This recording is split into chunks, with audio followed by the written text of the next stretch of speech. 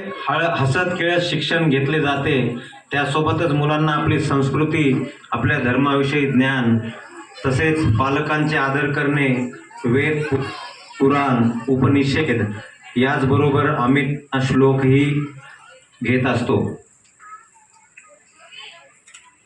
तर हे श्लोक सादर करण्यासाठी येत आहेत समृद्धी कांबळे, श्रीषा डेडे, हर्षदा बोईते, मयुरी चव्हाण आणि अन्वी काटकर.